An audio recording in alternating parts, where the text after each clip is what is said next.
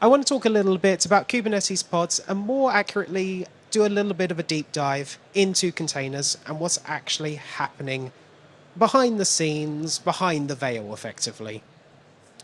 To give a little bit of background, so I'm Damon Wright. I've been with Capgemini for just a touch under 5 years. In fact, it will be 5 years in about 2 weeks, so it's really right on the border there.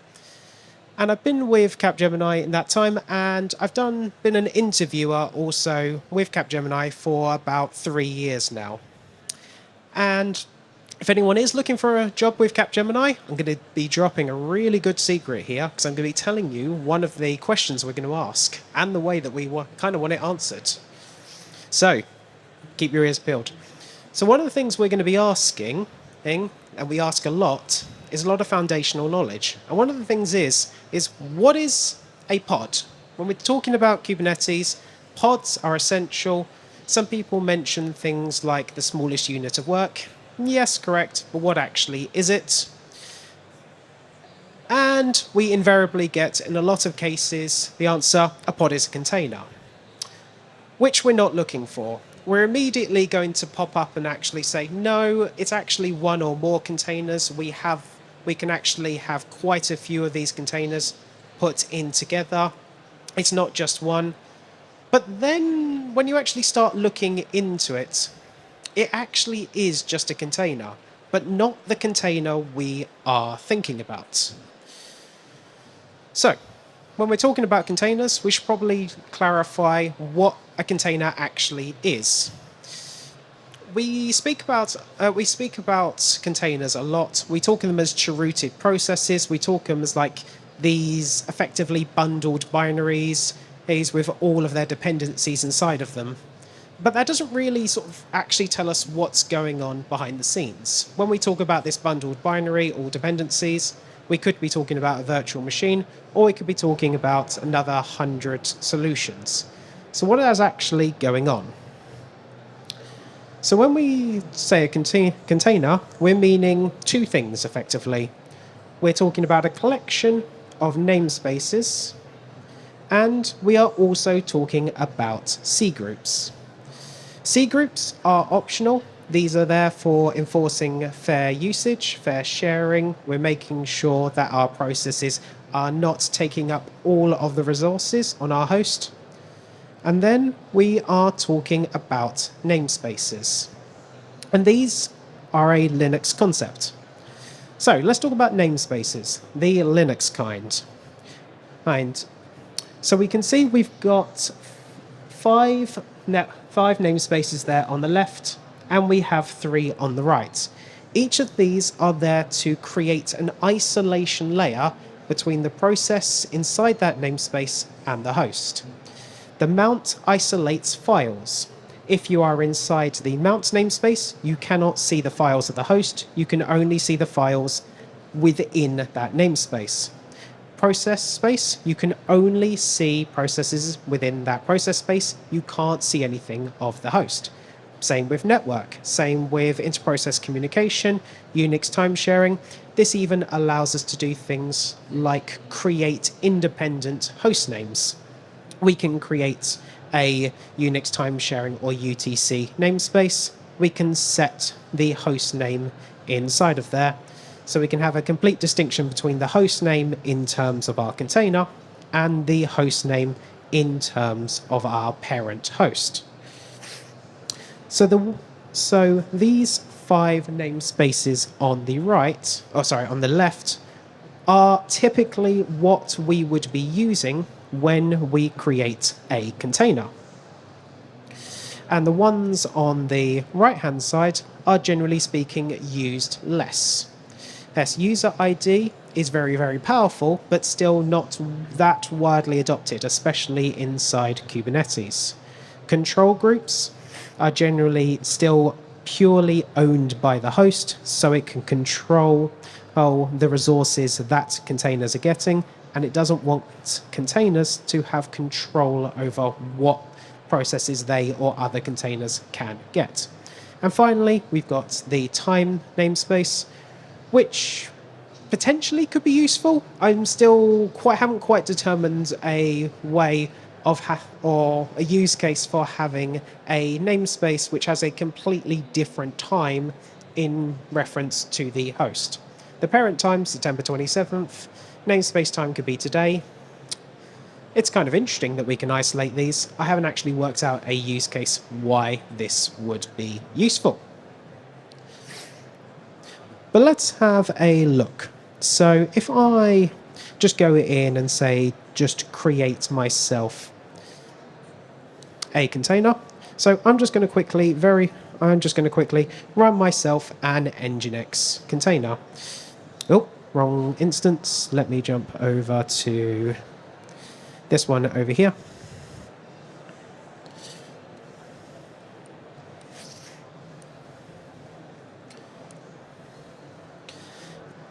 So we're going to be seeing something that's obviously quite familiar to a lot of people here. We're going to run Docker. Docker is going to then go and pull down our Nginx image. It's then going to create some magic. So this container's now running. We can now interact with it using those normal processes we've seen before. Docker PS. If you're more familiar with some of the other tools like Containerd, so cryctl or Podman, we're going to be familiar with all of those. And we can just do a Docker PS to see that Nginx process. But at the end of the day, this is just a process that's running on the host that's been isolated by namespaces. So we can see this. If we find the process ID of that,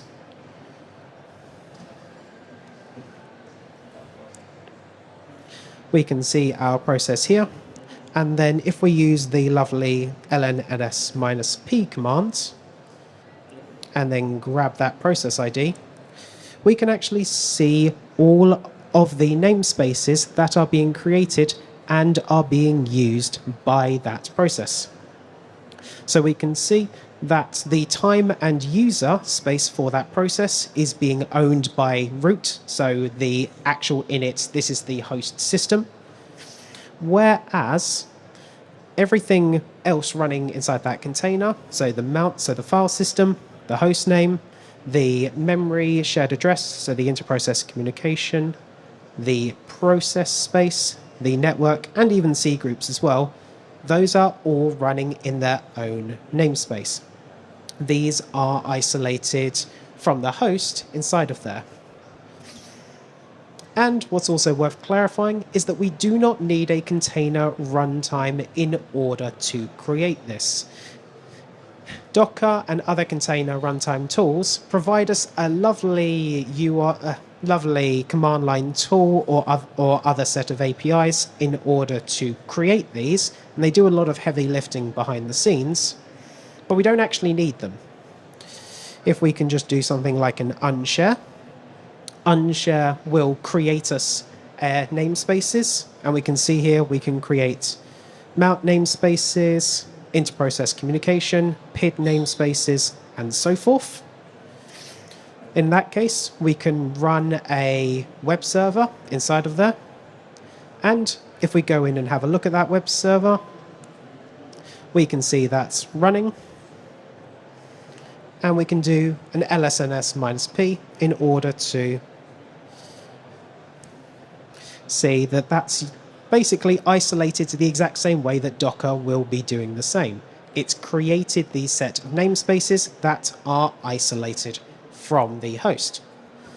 So this is a bit of background about what containers are doing and providing a little bit of an upveil from there. How does this reference Kubernetes pods? Because at the end of the day, Kubernetes pods are trying to do something a bit interesting.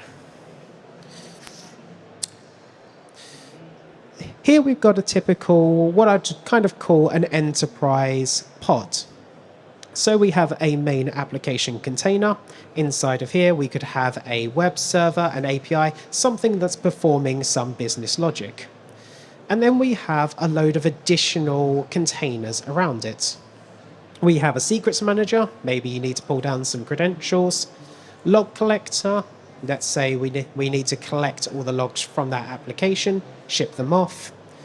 An init container, also collecting secrets. a TLS terminator or gateway to perform TLS termination. All of these I've seen fairly typical in enterprise pods. But there is also something additional. This blue line around the outside, there's something that's gluing all of these containers together, and it's not just the host.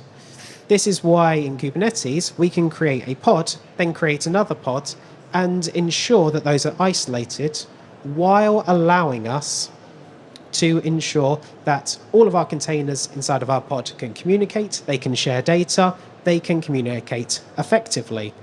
And this is the pause container. Pause, it does nothing. I've literally got the source code up for it there. It starts up, it says what version it is, then it just sits there forever, doing absolutely nothing. And if you ever go in and look at a Kubernetes cluster, see what's running inside of there, you're going to see an awful lot of these. This is a process that does absolutely nothing, but it is key, it is essential, because it is going to be owning everything. Let's have a look at that. So, what I'm going to do is I'll very quickly run myself a pod. So I'm going to run my pod, just give it a name, my pod, and let's say the image is going to be Nginx.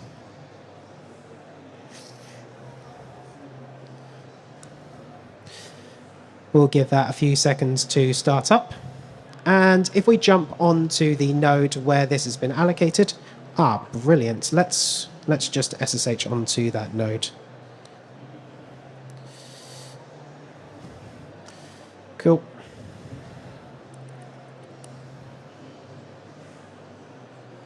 Cool, fantastic. Right, let me just very quickly SSH onto that node because I can guarantee I'll have connectivity from there.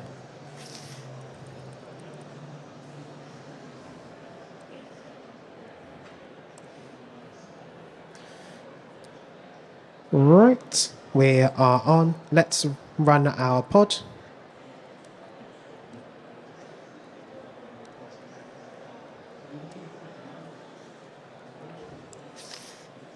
So, we've got ourselves our pod here. This is running our web server. This is an alias of our production application web server. Nginx, fairly typical. So if we go have a look and see how that's actually running inside of our worker node on Kubernetes, we'll see it's just running as a bog standard process we saw before.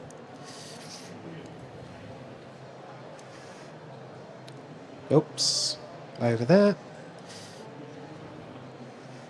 So we're going to see fairly typically the same that we saw when we run it in Docker. However, if we look at the namespaces created this time,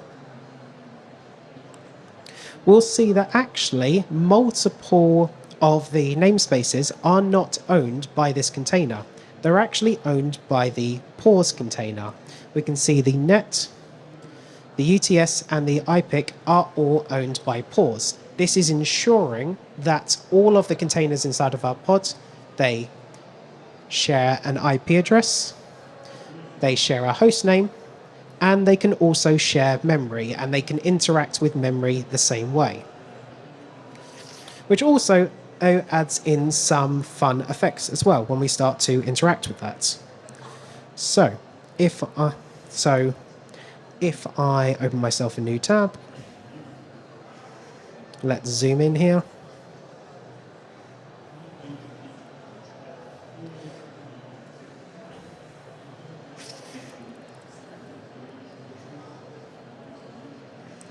We're always told in Kubernetes, create a service in front of our pods. Don't just directly talk to the IP of the pod, kubectl. Why is that so important? Well, because that IP address is actually owned by the pause container. It's not owned by the pod itself. We can see we've got an IP address here. 99.99 recurring in percent of the time, that IP address is going to be fixed for this pod. Once that's been allocated, it's never going to go away. But at the end of the day, we can actually, if we get rid of our pause container, Kubernetes still knows we want to be running a pod, but we don't have this pause container running, which means we've lost that network namespace, we've lost that IP address. We've now got to create a whole new pod, a whole new pause container, and we get ourselves a new IP address. So that IP address is actually just being provided by the pause container. And once we start thinking about containers as just a set of namespaces, we can actually start looking into how can we interact with those a bit more. Can we actually start sharing or unsharing more than just the ones that Kubernetes wants us to provide? So we can see if I bring that. So if we go to network isolation, we've seen that when we create ourselves a namespace, a pod, it will get an IP address, and it will create a new network namespace. If we create that, however, using the host network, which we can provide using host network true, let's see what the behavior is.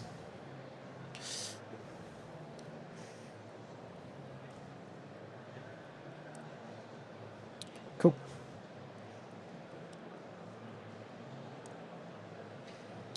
So we'll apply that.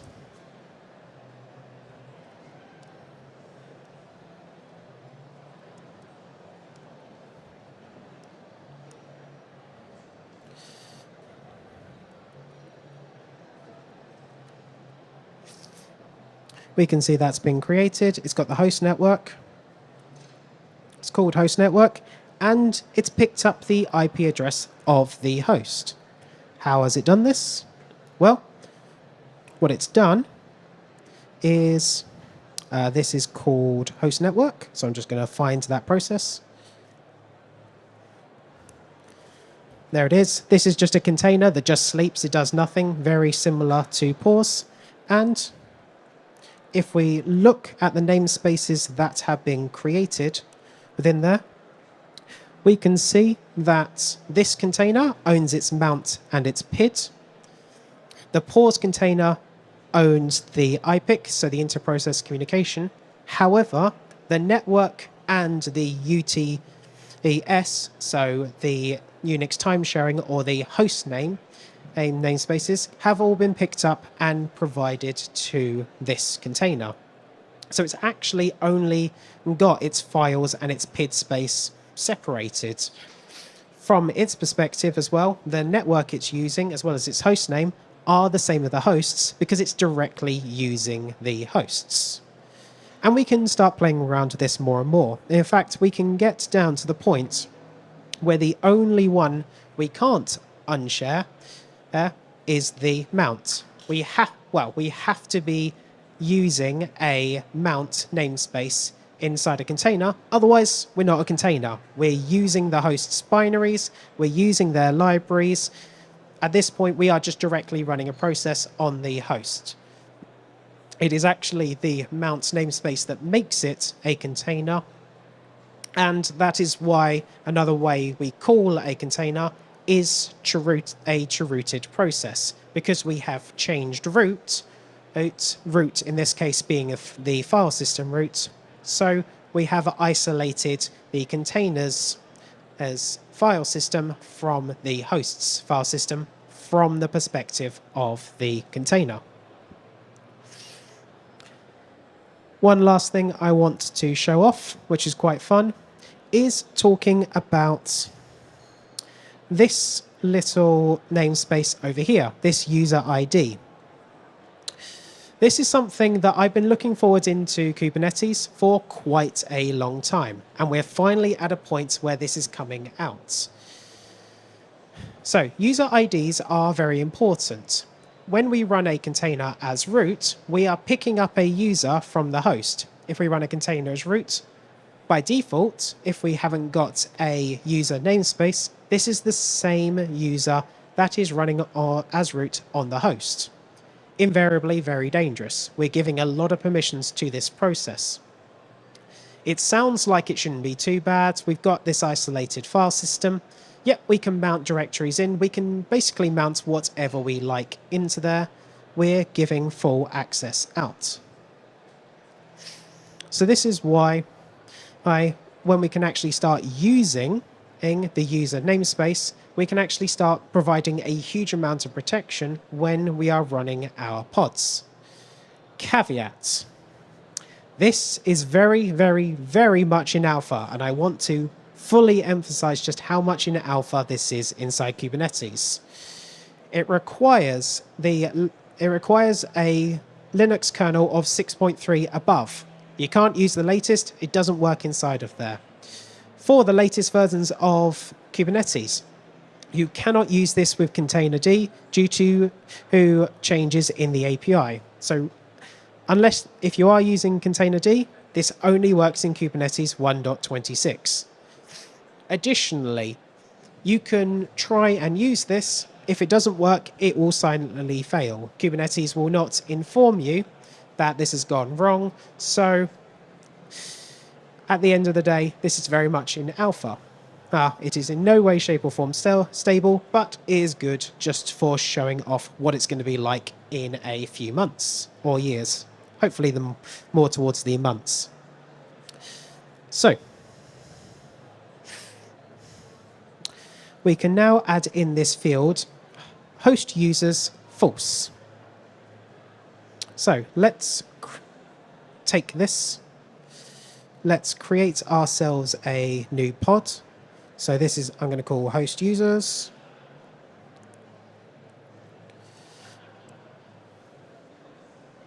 There we go. So this is using that user remap. We can see inside of there that this is going to be using host users false. Whereas the container itself wants to be using, based on its security context, this wants to be running as the root user, 0 referring to root.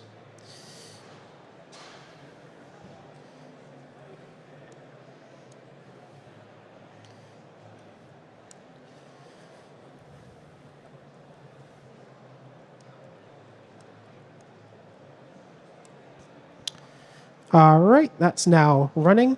We can see that running inside of there. It's all happy. Now let's actually go in and see what that's actually doing. I'm just going to grab the identifier. So it's running user remap. So we can see from our Nginx process before, it is running as root. And we can see that here. That is running as root. We have this severe risk if anyone was to mount anything in. Yep. If we just do our ps-ef, find that process,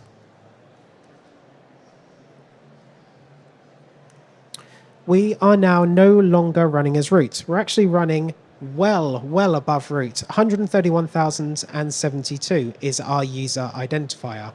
We are well outside of root, and this means that if we mounted in any files or some malicious actor exited that container, mounted in any files, they would have absolute minimal permissions. They couldn't go in, interact with our host. They cannot go interact with any of our files or other devices. So we are significantly more protected. All right. And for a final quick little bit, might as well just quickly show off what's actually happened when we talk about privileges. So we may see there are containers out there that ask to be run as privileged. We'll generally speaking see these for those performing metrics collection or log collections. So FluentD, FileBeat, FluentBit. you'll see in a lot of cases these are asking for privileges, or they're asking to mount a particular container and then run as a particular user. Some of the more well-known collection agents for SaaS products, so Dynatrace with their one agent, will also ask that their agents get run privileged. So why do they ask that, and what does this actually provide to them?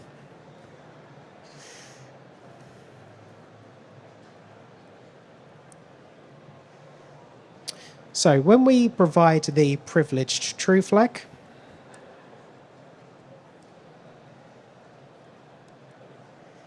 it's going to look like a normal pod any other.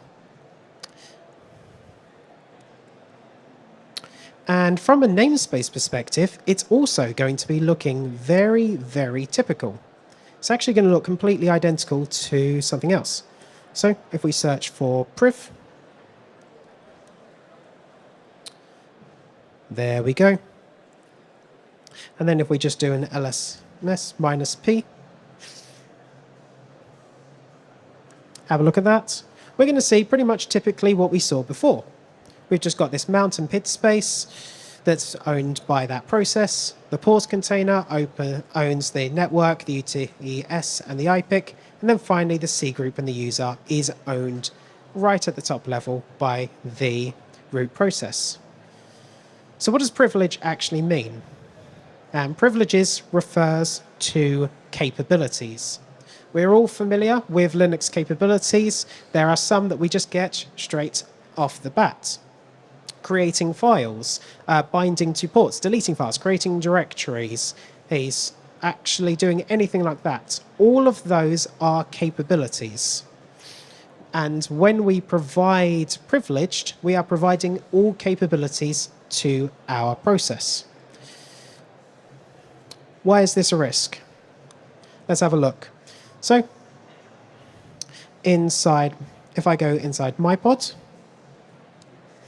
I can then just go in there, and if I just do a quick ls minus lsa of the slash devices, my pod is spelt without that. So we're going to see only a limited amount of devices inside of there. Then if I go inside my priv, actually let's just change this to Nginx. I'll do that inside here.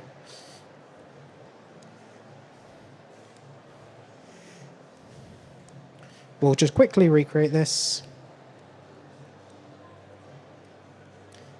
and use the same Nginx we just saw before.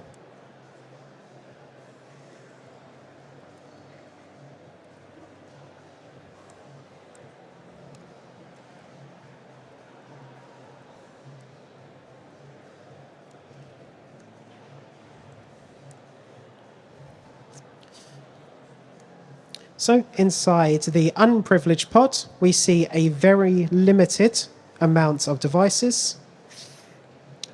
Say we go into priv, we will be able to see an awful lot more of our processes. An awful lot more devices. Wow, wow, let's just double check what's going on there. Ah, right, that's the problem. Cool. Very quickly delete that pod again. Quickly apply it again. There we go. And let's jump into that pod as soon as it starts. There we go. If we now do an ls minus lsa of /dev, we can see an awful lot more devices, including all of our devices. That includes the actual or physical devices that make up our disks. So if I wanted to be malicious, I can just make a directory called, say, /data, mount /dev /sda. Let's grab 14 onto data. Oh, let's move that on to 1. Is it 15? Or is it the other way around?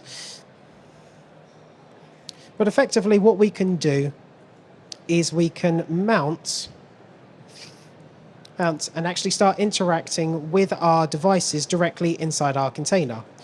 From an outside perspective, it looks like we are completely safe. We'll have a look at that. We'll have a look at that proper letter. Yes, I have. Yeah. We'll play around with that more later. I've got the command in my notes, but we'll have a look at that later. Okay. But effectively, by introducing privileges, in fact, introducing all of those Linux capabilities, we can now interact with every single thing that the host can do as if it was the root user. Even if we had a non-root user and we'd isolated absolutely everything we could, everything is running inside of a namespace.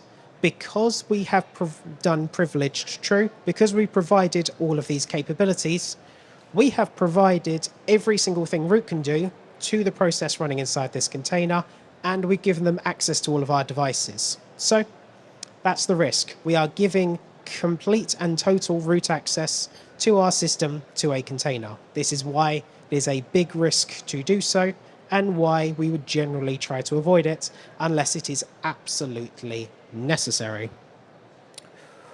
All right, that's it from me. Any questions at all?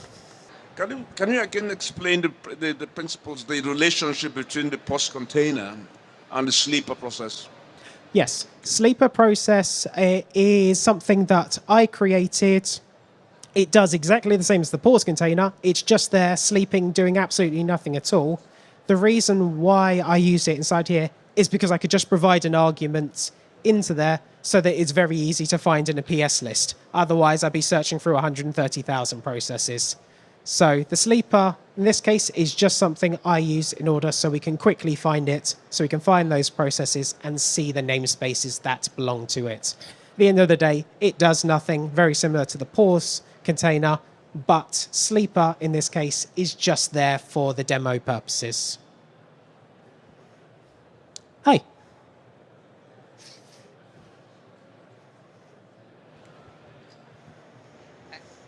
First of all, thanks for the presentation. I liked it a lot. Now, I have a couple of, let's say, philosophical comments. Oh, I love them. But I will make them more, let's say, disagreements just to make it spicy, right? So, no. Chirut is not containment. So historically, we use Chirut since the early 80s to indeed try to, in Unisys, right? Even before Linux was in place, to contain our, let's say, damage that a process running within it, the Chirut library, this was offered, to, protect ourselves, sort of-ish.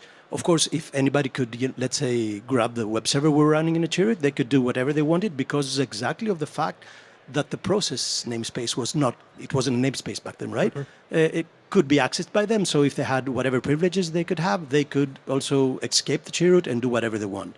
Then in early 2000s, FreeBSD specifically, introduced a thing which is the first, let's say the grandfather of containers, which is the jails, the FreeBSD jails, and they did it within the, let's say, kernel itself, not the two types of libraries. That this is the philosophical part now. So in my interviews, I expect people to say that a container in Linux is a combination of both namespaces and C groups. I would expect them to say C groups. I would love them if they said also capabilities and other stuff. I would love if they knew that. But this is one step beyond. So, yes. Yeah, just to get in a comment there, that's actually exactly what we ask in interviews as well. I'm listening out for C groups and namespaces. Those are the two things I'm listening for. So, anyone looking to go, there you go. Remember that. Yeah. So, in terms now of the how we would, let's say, when we believe that something is contained, yes, I think they should be in Linux, what Linux tries to do is with these two libraries, which are way more generic than having something like containers, which is an outcome, a combination of them in a specific use, is what we call a container. I would, this is what I said before, I wouldn't say that I have a container just because of a mount point. I would never do that. And not just because of the what you showed of us mounting some file systems, and memory is way worse than dev SDA that you showed. Yep. Right? So network, if they have access to the network, they can do stuff that we wouldn't want to do and everything. So yes, containers, both namespaces and C groups, not to consume all our resources. Otherwise, if whatever user is in there has access to the resources and can produce a DDoS attack for us, then again, maybe we haven't contained them enough in this philosophical term of container. And very philosophically, we're sort of speaking there as around containers as they're supposed to be used and best practices there, which I absolutely 100% agree with. There are things that we absolutely do and do not want to do. What I was sort of demonstrating here is actually how is that implemented and what is the minimum we actually need in order for something like Docker or Kubernetes for it to actually consider it a container and then run it, which is just the /mount namespace. We have to use that. We cannot get around that effectively. So that's the absolute minimum that Kubernetes and Docker will consider it to be a container. But in the real world, we want significantly more protections around our processes, especially when we're starting to interact with, in a lot of cases, quite sensitive data or very high impact data if this leaked out or if a malicious actor got access to this. And a last point, which is a pity now that we're in this period of time, the best containment methods existing ever up until now is still Solaris zones. Unfortunately, Solaris is dying. But if we wanted to see how real containers work and how they're integrated in one operating system, in their kernel, this would be the best. Yeah, we do have things like the eBPF, which I'm looking to see how that's going to develop and if we can actually start running some more inside there. Obviously, things like the Kata plugin for Kubernetes also is very powerful for the way it runs containers. Newsflash, it just creates an intermediate virtual machine between the virtual machine that's running that node and then your pod on top of there. So we grab that extra kernel levels, that extra isolation. And then we also have other kernel abstraction layers between there as well. So those are quite powerful as well, and those are much more powerful protecting your containers against malicious actors, as we have a physical or we have a virtual kernel between your application and the kernel that is actually running on the node. So definitely worth looking into those as well if you're running highly sensitive or highly critical applications. Thanks for the presentation again.